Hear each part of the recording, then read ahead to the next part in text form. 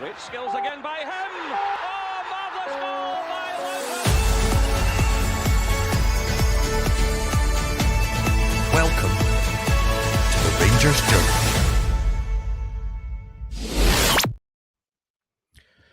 Good afternoon and welcome to the Rangers Journal on this Sunday, 1st of March, after Rangers' incredibly disappointing 2-2 draw in today's Old Firm fixture. A match that, for all of the first 45, looked like was going to be an absolute stroll.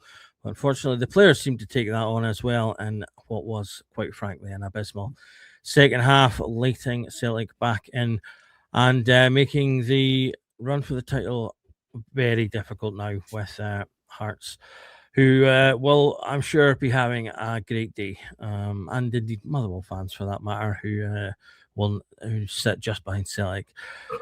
To sort of go over that disappointment with me, I've got two guys who will, I'm sure, go through all the highs and lows of that one. First of all, Marty, how are you getting on?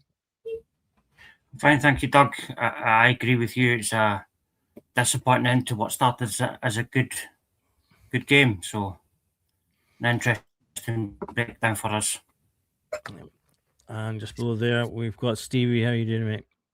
Good afternoon, lads. Good afternoon, everybody. That was ultimate game of two halves, wasn't it? It was just first half was perfect. Second half was as bad as it got. It was just really dreadful. So, bit of a roller coaster this afternoon, unfortunately. It was, and I was on ended up on the pre-match today, Marty, and I said in that a draw didn't suit either side today. It was a must-win game really for both teams. And as I say, the winners from today's game are Hearts, who maintained their lead at the top. We failed to close the gap, or at least failed to close it in a meaningful way anyway. It also gives Celtic more impetus with their game in hand, which they can now leapfrog us if they win. So all in all, as I say, after that first half, I just feel really gutted that an opportunity to really put the foot down on the title race has been squandered by us rather than anything else. Yeah, it's disappointing to go from such a dominant position in that first half where they had literally nothing. Butland could have took the first half off, to then having a second half where we were lucky to even get in their box. It seems to me that we've still not learnt for the 45-minute syndrome that we had under Russell Martin, where we performed for 45 minutes and then the other 45 we disappear. I do think there's been a little bit of naivety in there from the players thinking, this is easy, it's 2-0, we could have had more, and they've relaxed a little bit in the second half. But as much as I don't want to give them credit, they made changes and they come out firing, and we just simply didn't respond. Absolutely, Stevie. Martin touches on that. They say they came out. Well, in fact, let's go through in order. We'll start with the first half. Stevie, we came absolutely flying out the traps, and really didn't stop for the majority of the half. There was a slight period, maybe just after our second goal, where Celtic did come into it and it settled into it a bit. But certainly the first 15 minutes was all Rangers, all action. Our left side in particular was firing absolutely sublimely. Romans, Nadiri, Moore, and Chikwani in particular were just excellent interplay, and we were really dominating them up to when we got the first goal. Yeah, it was like we had 16 players on that pitch in the first half. It was just incredible. It was like every time they had the ball, we just swarmed them. We were really hunting packs. The pressure was amazing, the tempo, as you say, from the first whistle. I mean, we say it going into every Old Firm game, just start, really come at the traps, and they actually did that for a change today. They saved their disaster for the start of the second half, unfortunately. But I was so impressed with the first 5, 10, 15 minutes. We just really, made our dominance count. We got the goal, which was just one of the best Old Firm goals I've ever seen. At the four that you mentioned there, they were really impressed. I thought Raskin as well, Olsen. I mean, that first half, I couldn't pick a bad player. Stelling was excellent at the back. Just a lot of real, positive, controlled aggression. They were really just on it for the first second. They never gave Celtic a second, basically. And they turned that dominance into goals. Looking back, I think Fernandez's header and Chermiti's effort to hit the post. If we'd been 4-0 up at half time, you probably wouldn't have complained about that. That was probably a fair result at that point because we were so dominant. So yeah, absolutely perfect start. Really good first half. Just wrap it there and we'll talk about the second half. and nothing else happened for the rest of the day. Marty, Stevie touched on it there. You know, we dominate the opening salve with the game, and then in 7 minutes, we get the opening goal, and what an opening goal it is. Olsen gathers the ball on the right hand side, gets a cross in, and then Chermiti just goes into peak Scott McTominay. A beautiful overhead kick. Takes literally everything you want from an overhead kick as well, where he not only connects with the ball, but he manages to send it to in the opposite direction, which is coming, which wrong foots the goalkeeper. You then got what should have been an iconic image of him sitting on the wee sort of camera bag or camera box. That should have been an iconic image from this game. Unfortunately, now probably won't be. But an absolute worldie from a man who doesn't maybe do much in the games in between, but boy, does he show up for the big matches. Yeah, I mean, for the guy that's took a lot of flack from fans, and rightly so, for the start that he's had to his Rangers career, these last few weeks and few games, he's actually started to perform incredibly well. And I don't think, obviously, we're only the first of the month, but I don't think we're going to get a better goal than that this month. It's so well taken, and as you say, to wrong foot the goalkeeper as well. It's 1 in a million them, and he's took it absolutely perfectly. So it's a credit to him, and coming through all that flack that he's had as well, and rightly so. To come as good as you had in these last few weeks, the 3 goals a few games ago, and then obviously that goal that he got today, a brilliant, well taken goal.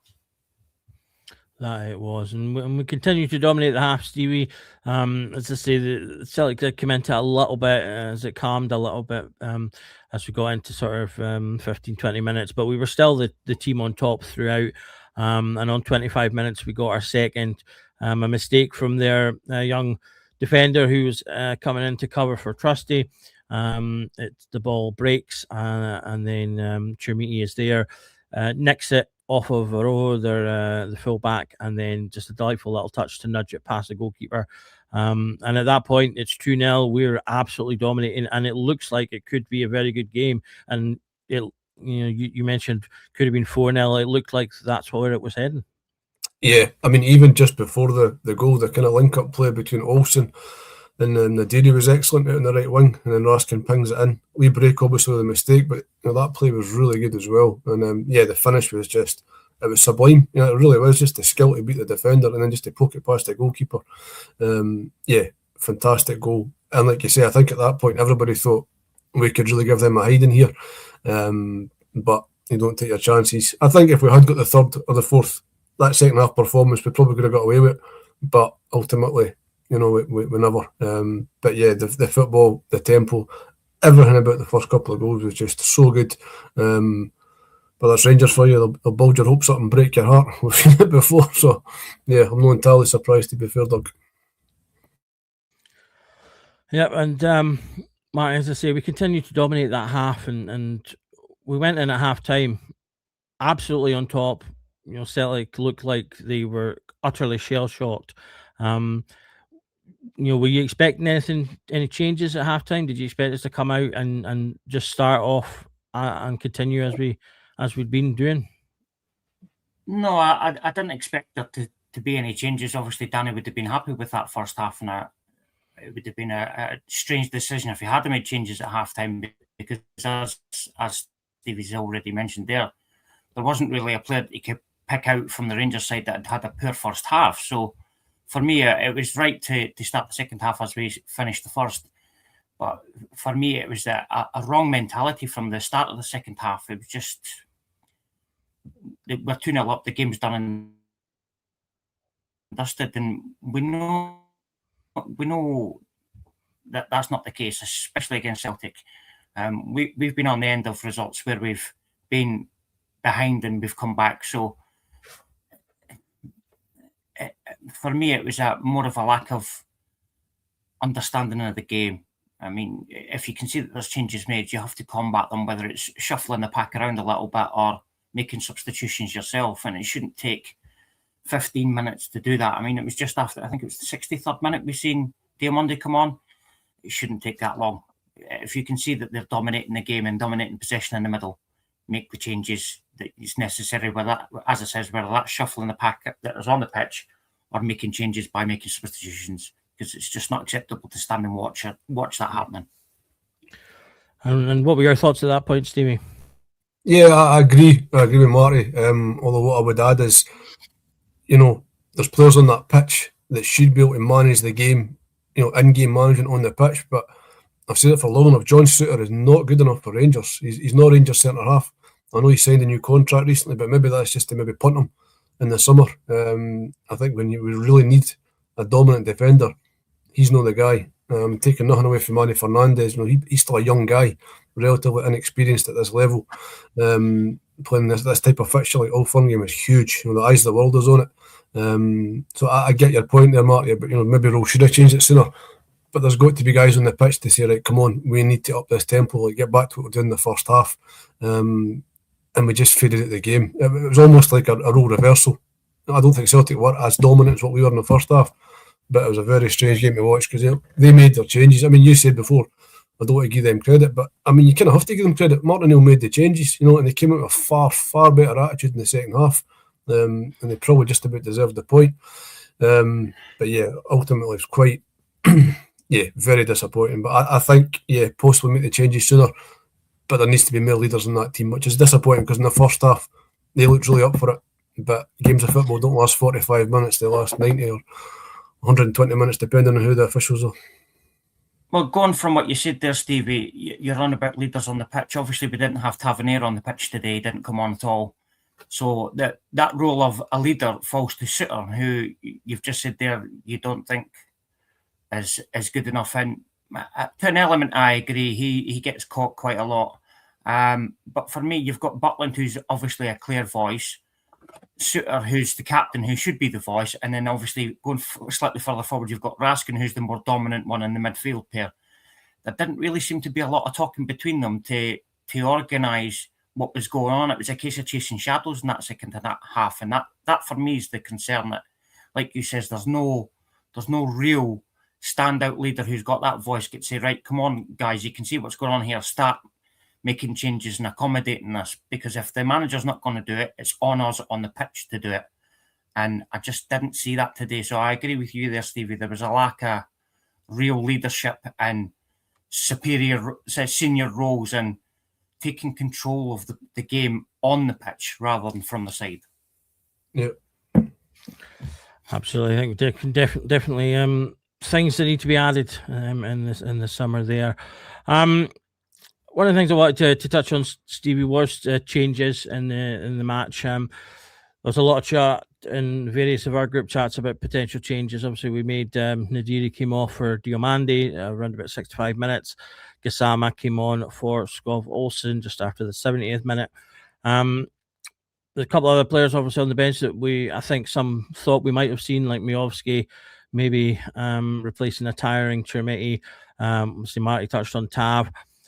I didn't think either of our subs really made that big of a difference today, whereas for them, they brought on Hatate, and as much as it pains me to say, he made an absolute difference to their team today. Obviously, he scores the penalty to equalise, but overall, I just thought he came in and changed the midfield for them, and they were a different side. Whereas it was something we touched on in the pre-match. How would our subs fare in terms of making an impact? Do you think we've got enough quality yet on our bench to come into games like this when it's maybe started to get away from you? The opposite team's gone back in the game. Do we have the players yet that can come off the bench and make a key difference? Yeah, I think so. I mean, if you look at the Hearts game, I mean, the subs that came on, I think it was the same guys like Gassama and Dio came on and made a difference. They did really well, got an assist or whatever. But obviously at that point we were flying, whereas they've come on the day and the team's been flat. So they've maybe not got quite enough to really drag the team along. And yeah, you could say Ant-Man was a miss today. I thought, if he'd been there, that might have been something else that could have added an extra couple of a wee bit more creativity. But yeah, I think when I look at the bench these days, it's probably the strongest bench we've had in a long, long time. I think we've already covered it. It's the attitude, it's the mentality. I think the talent is there, but we were outfought in the second half. And Celtic might have won it. I mean, Butland had some tremendous saves. He saved another penalty. The guy's so good at penalties now. And that really, so I almost swear, that really annoyed me. He had another great save for a penalty, and 2 Celtic players got there before a Rangers player was even close.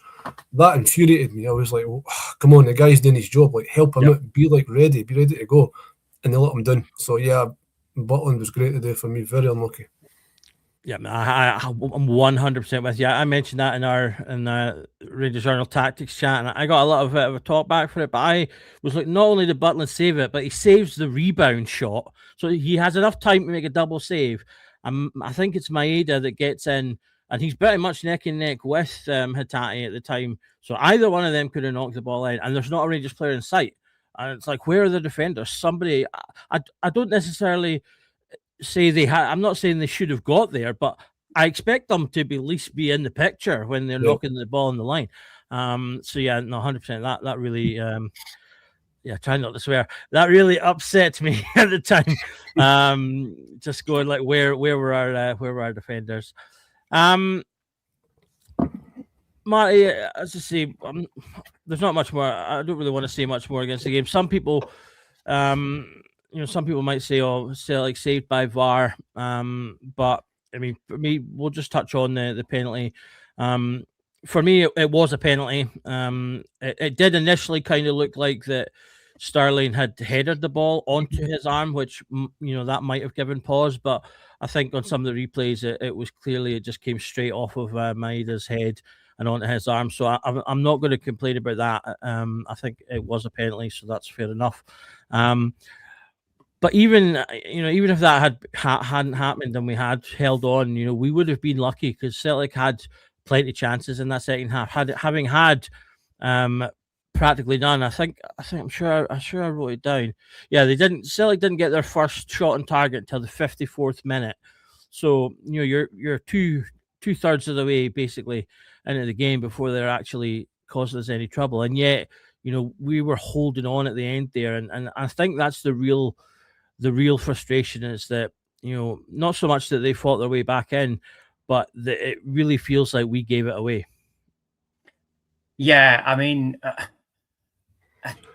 I'm going to watch the pod that they do on the VAR decisions quite closely when that's done at the end of this month, because it's always been mentioned in those pods that they do that the SFA and the referees have this thing of close proximity and unnatural body position. If you look at the position that his arm was in before the header, it was in the exact same position it was when the ball hit his hand. And close proximity, he may as well have just grabbed the ball off Hatate's head. He was that bloody close. So come on. Granted, I don't think we deserved anything from the game, especially after that second half. But when you're given decisions like that, you're setting a bad precedent. Can't even say the word precedent. It's not acceptable. I understand the handball rule. I mean, I've played football, obviously not at that standard, but I've played football my whole adult life and as a child as well. And when there's handball, it's a wee bit different. But that's one, not deliberate, and two, what's he supposed to do with his arm when he's jumping at an angle like that and he's so close to the ball? Was he supposed to cut it off? I mean, come on. It was even mentioned in the press prior to the game, a warning to VAR not to intervene and to keep disruption as low as possible so there's no decisions that can be questioned. And yet again, we're discussing VAR and what to me is an incredibly soft penalty. And even if it was the other end, I would be questioning how legitimate of a penalty is. Because, I mean, as a defender, what are you supposed to do with your arms when you're jumping like that? It's not like he was jumping up and down. He was jumping at an angle to stretch his leg out. So he's obviously going to be leaning. And that's where your balance is your arms. So what is he supposed to do with that arm, especially being so close to Maeda's head? Come on. Unacceptable interference from VAR. But like I've said, I don't think we deserved anything from the game with that second half performance. And realistically, first half, second half was probably the right result 2-2. But it shouldn't be awarded the way it is. VAR needs to seriously look at itself here, because when you're given penalties like that, where does it stop? Come on, where does it stop? But I don't think that would have mattered anyway. I think Celtic would have got a second goal from somewhere. But I do agree with you, Doug, that the penalty that was given, to have not just the shot itself be saved, but then the rebound saved by Butland. Much credit to Butland for that. But to have two Celtic players there at the back post waiting for it, and a Rangers player to be seen. Come on, you've got to track back, run into the box to try and make sure you defend that ball if he does save it. Wrong mentality again. Just standing watching the game go by. So, Stevie, I think it's a fair penalty. Marty's furious. Where do you sit? I did it. I mean, he got his header away. I think the goalkeeper was saving it either way. But I guess by the laws of the game, it's a penalty. So, yeah, I tend to agree with you, Doug. If it'd been up the other end, I probably would have been shouting for it, to be fair, because that is the law, as I understand it. I may be mistaken, but yeah, I tend to agree with you. I think it was. And well, you've got to agree. Someone agrees with you in the comments there, Marty. So we're all even. So coming out of that game, as I say, we a draw really doesn't really help either Rangers or Celtic. Well, probably, if anything, I would say it suits Celtic better, because as I say, with their game in hand, they could leapfrog us now. But it puts Hearts in a commanding position going into the final games before the split, 6 points ahead of us now. And obviously Motherwell now only a couple of points behind Celtic. So we saw their manager in the stands watching the game. Are you throwing the towel in yet, Marty, or do you still think? I do still think there will be further twists and turns, but will there be enough twists and turns, A, for us to get into it, and B, if there are we good enough to take advantage? Realistically, no and no. The form that Hearts have had this season has been absolutely phenomenal. They can get results when they're absolutely needed, whereas we seem to be lacking that killer touch, that killer instinct to see games through. Yes, we've had glimpses of performances where we can come from behind, but we just don't have that mentality correct yet. It's still an ongoing issue where it's, as soon as we've got a lead, it's we can stroll through now. And it's completely the wrong mentality. And it's yet again another game where we have 45 minutes where we perform and 45 minutes where we're invisible. So realistically, I don't think we've got it in us to win this league. If we do, it'll be by pure fluke, if I'm honest. I think this is all on Hearts now. Hearts to lose. I don't think anybody behind now, us, Celtic or Motherwell, have got any hope of catching them. It's up to them. On the destiny is in their hands. Yes, there's plenty of points available, but going from form, I can't see it being caught now. 6 points, 5 if you give Celtic the 3 points for the game in hand they've got. It's a hard ask. Stevie, what's your thoughts on the bridging that gap? I wish I got £1 for the amount of times, or every time I've heard somebody say Hearts are going to bottle it, Hearts are going to crash, because as far as I can see, it's Rangers and Celtic that are bottling it and crashing. Full credit to Hearts. I've said it before in these shows that they're so consistent. Even when they do have a bad defeat or a negative result, they bounce straight back with a run of wins and clean sheets. Derek McInnes, he's been there for the start of the season. That's made a big difference. They've had that consistency. Whereas both Rangers and Celtic had a lot of upheaval and changing in players and whatnot. So, yeah, I make Hearts favourites, definitely. Do I think Rangers can win it? Yes, I still think we've got a chance, but there is literally zero margin for error now. It's won every single game. Maybe we can get a draw at Parkhead and still win the league. But based on everything we've seen, no, I don't think we're going to win the league, unfortunately. They've got the quality. I just don't know if they've got the mentality. So many draws. Was that the 12th draw of the season, I think, today? It's just it's too much. We're giving ourselves too much to do, but yeah, you live in hope. Yeah, that's 12 draws for the season now, 2 losses and 15 wins all in. Stauncy Geese is asking, when is Shankland back? He's meant to be back in the middle of the month, so they will get him back in for the run-in, which will only obviously strengthen their team. So, yeah, we are definitely seeing the the impact of those draws early in the season. Looking ahead, then, obviously with that game done, Marty, we see round 2 next weekend. Obviously the cup game.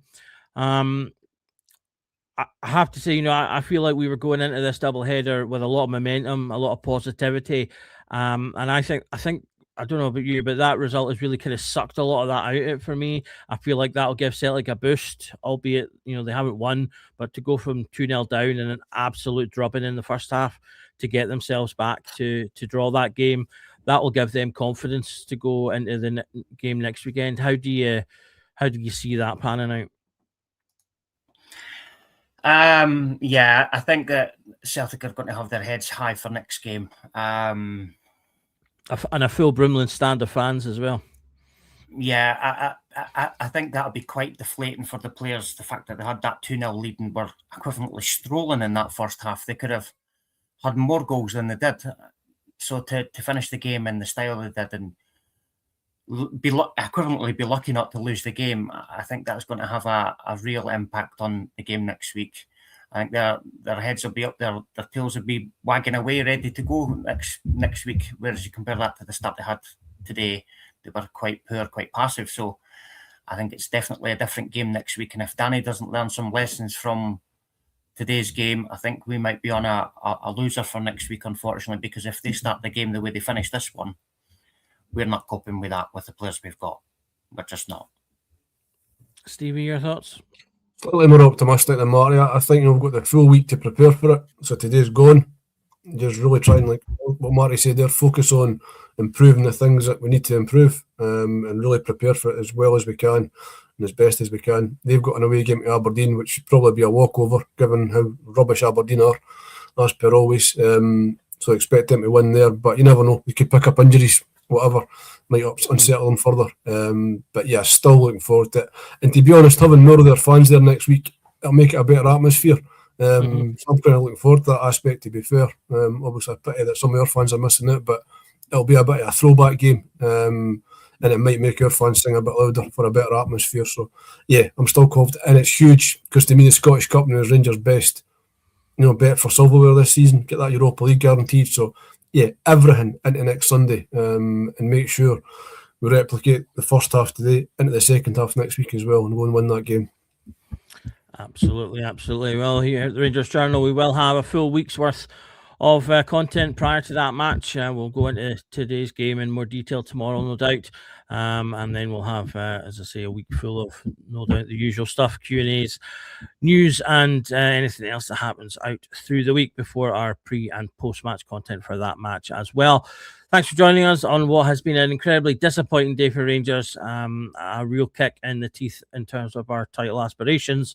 But still, we're not totally out of the race. I'd still have said, if you'd given me this position 8 weeks into the season, I'd have bit your hand off. So it's not all bad. But go into next weekend, as Stevie says, we've got a week to prepare, reset, go into that game, hopefully the same way we went into this game, but keep it up for the full 90. Still something that's eluding Rangers this season, I think, is full 90s of solid performances. There's only been one or two so far. Hope you enjoy the rest of your afternoon as best you can. Thanks to Marty and Stevie for jumping on and joining me for this post-match. Thanks to Bluebell's Bar and Puerto del Carmen for sponsoring us today. And as I say, we'll see you again on Monday, where every night is a Rangers Journal night. Thanks.